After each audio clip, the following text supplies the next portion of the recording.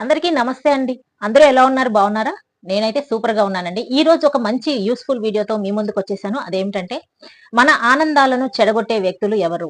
అనేది మనం విశ్లేషించుకుందామనమాట. ఈ వీడియోలో 4 రకాల వ్యక్తులు మన ఆనందాల నుంచి మనల్ని దూరం చేస్తూ ఉంటారు. అట్లాంటి వాళ్ళు ఎవరో తెలుసా?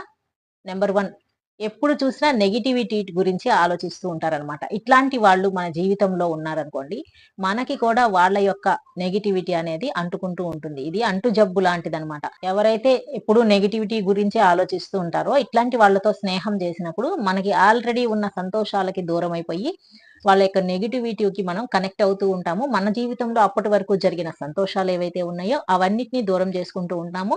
వాళ్ళ మాటల్లో పడిపోయి మనల్ని మనం మర్చిపోయి మన జీవితాన్ని కూడా అక్కడితో ఆపేసుకుంటూ ఉంటామనమాట. అందుకనే ఇట్లాంటి వ్యక్తులు గనక మీ జీవితంలో ఉన్నట్లయితే, వాళ్ళ నుంచి కాస్త డిస్టెన్స్‌ని ఖచ్చితంగా మెయింటైన్ చేయండి. అప్పుడైతేనే మనము ఏ సంతోషాన్ని మిస్ అవ్వము. మనిషి సాధారణంగా సంతోషంగా బ్రతకాలంటే చాలా చాలా కొన్ని విషయాలని మనం ఫాలో అవ్వాల్సి ఉంటుంది.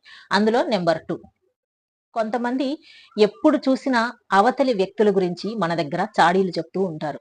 వాళ్ళలాగా, వీళ్ళిలాగా అని చెప్పేసి చాడీలు చెప్తూ ఉంటారు. వీళ్ళ గురించి చాలా పాయింట్స్ ఉంటాయి. కానీ వీళ్ళ గురించి వీళ్ళు చెప్పుకోరనమాట.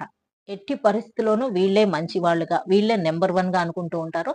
ఇక మిగతా వాళ్ళందరూ కూడా తప్పు అని అంటా ఉంటారనమాట.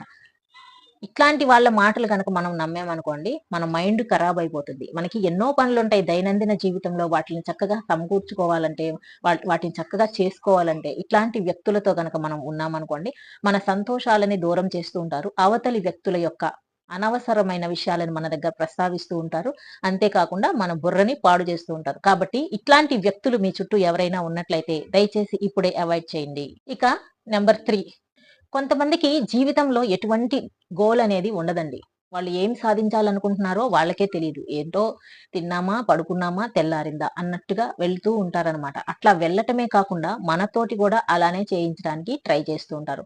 మనం ఏదైనా ఒక పనిని స్టార్ట్ చేశామనుకోండి, వెంటనే దాని మీద చక్కగా నీళ్లు చల్లుతారనమాట. నీళ్లు చల్లేసి ఇక నీ వల్ల కాదు ఆపేసేయి అని మనకి డౌన్ చేసే మాటలు చెప్తా ఉంటారు. మనం అప్పటిదాకా పాల పొంగులాగా ఉన్న మన ఉత్సాహము వెంటనే చల్లారిపోయేలాగా మాటలు చెప్తూ ఉంటారు. ఇట్లాంటి వ్యక్తులు కూడా మనకి అవసరం లేదు మనకి. ఇక నంబర్ 4, వీళ్ళకైతే చాలా భయస్థులనమాట. ఎంత భయం అంటే ఏ పని చేయాలన్నా సరే భయం. అడుగు ముందుకేయాలంటే కూడా భయంతో చచ్చిపోతూ ఉంటారు ఇట్లాంటి వ్యక్తులు. అలాంటి భయస్థులతో గనక మనం ఉన్నామనుకోండి, మనలో ఉన్న ధైర్యాన్ని కూడా హరించి వేస్తారు. వాళ్ళ యొక్క భయంగా ఉండే దారిలోకి మనల్ని లాగటానికి చూస్తూ ఉంటారు. చిన్న పని చేయటానికి కూడా ఫెయిల్ అయిపోతుందేమోనన్న భయం. నిరాశ, నిస్పృహలతో జీవిస్తూ ఉంటారు. ఇటువంటి వాళ్ళతో మనం స్నేహం చేశామనుకోండి, మనకి ఎట్టి పరిస్థితుల్లోనూ అభివృద్ధి అనేది జీవితంలో కనిపించడం అసాధ్యం. కాబట్టి ఇట్లాంటి వాళ్ళని మనం దూరంగా ఉంచుతూ ఉండాలి.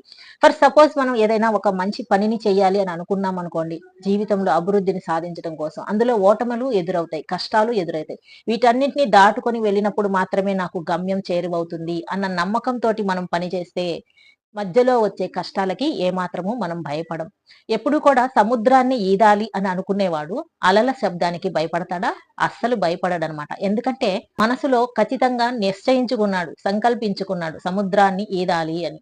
అలాంటి వ్యక్తికి ఇక అలలతో భయమేముంది చెప్పండి? అలాగే మనం చెయ్యాలి అనుకున్న పనిని సక్సెస్‌ఫుల్ గా సాధించాలి అని అనుకున్నప్పుడు మధ్యలో వచ్చే ఈ ఒడిదుడుకులు కూడా అలలతో సమానం. వాటిని పట్టించుకుంటూ కూర్చున్నామనుకోండి, మనం ఉన్న చోటే ఉండాల్సొస్తుంది. అందుకే ఇటువంటి వ్యక్తులతోటి మనం కాస్త దూరాన్ని మెయింటైన్ చేసినప్పుడే మన అభివృద్ధి అనేది ఖచ్చితంగా మనకి సాధ్యం అవుతుంది.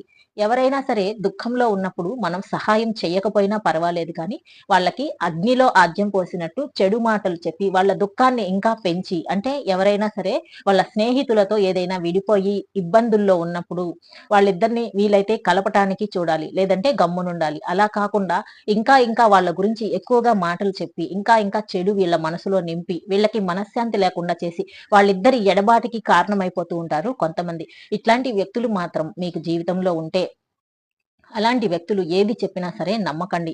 ఇట్లాంటి వాళ్ళు ఎక్కువగా అబద్ధాలు చెప్తా ఉంటారు. వాళ్ళు చెప్పే అబద్ధాన్ని నిజం చేయాలని ప్రూవ్ చేస్తూ ఉంటారనమాట. వాళ్ళు చెప్పేది అబద్ధము అని వాళ్ళకి తెలుసు, మనకి తెలుసు. అయినా సరే దానిని ఎట్టి పరిస్థితిలోనూ ఒప్పుకోరు. వాళ్ళు చెప్పే అబద్ధాన్ని నిజం చేయటానికే ట్రై చేస్తూ ఉంటారు. అది ఎంత గొప్ప అబద్ధమైనా సరే, ఎంత గట్టిగా బిగ్గరగా అరిచి చెప్పినా సరే నిజం అయిపోదు అని మాత్రం చక్కగా గుర్తుంచుకోండి. మరో మంచి వీడియోతో, మరో మోటివేషనల్ వీడియోతో మళ్ళీ మీ ముందుకు వచ్చేస్తాను. వీడియో నచ్చితే లైక్ చేయండి, ఛానల్ ని సబ్స్క్రైబ్ చేయండి. Thank you for watching. నమస్కారం.